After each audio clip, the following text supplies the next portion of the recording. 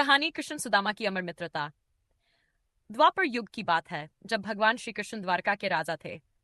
उनके मित्र सुदामा, जो बचपन से उनके सहपाठी थे, एक साधारण और निर्धन ब्राह्मण थे। उनकी मित्रता सच्चे प्रेम और विश्वास की एक अमर गाथा थी।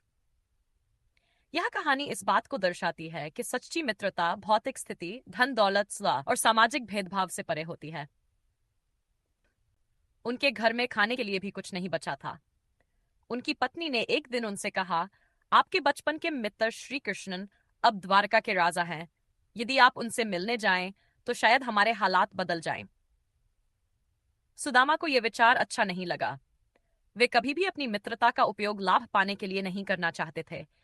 लेकिन उनकी पत्नी ने उन्हें समझाया और अंततः सुदामा ने कृष्ण से मिलने का निर्णय लिया। सुदामा का द्वारका आगमन। सुदामा अपने मित्र से मिलने के लिए द्वारका पहुंचे।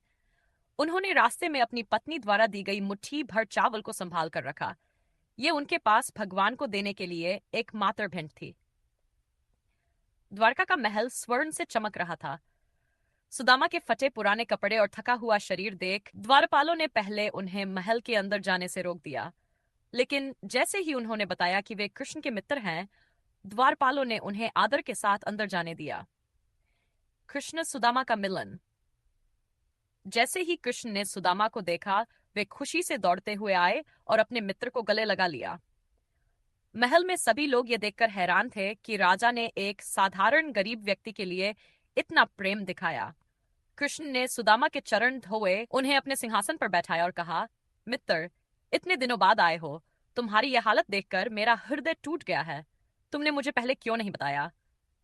सुदामा ने चावल की छोटी पोटली कृष्ण को देते हुए कहा, हे मित्र, यह मेरी ओर से एक छोटी सी भेंट है।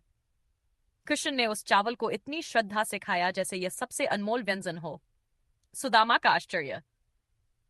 सुदामा ने कृष्ण से अपनी गरीबी का कोई जिक्र नहीं किया। वह महल से खाली हाथ वापस लौट आए, लेकिन उनके हृदय में श्री कृष्ण के प्रेम और आदर से गहरा संतोष था।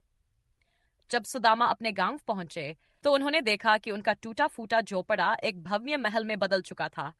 उनकी पत्नी और बच्चे अच्छे कपड़े पहने हुए प्रसन्न खड़े थे। सुदामा समझ गए कि यह सब भगवान श्री कृष्ण की कृपा है। सुदामा और कृष्ण की मित्रता हमें यह सिखाती है कि सच्चे रिश्ते भौतिक चीजों से परे होते हैं। यह कहानी निस्वार्थ प्रेम, आदर और सच्ची मित्रता का अद्भुत उदाहरण है। मित्रता का यह आदर्श हमें हमेशा याद दिलाता है कि भगवान अपने भक्तों की हर छोटी भेंट को भी बड़े प्रेम से स्वीकार करते हैं।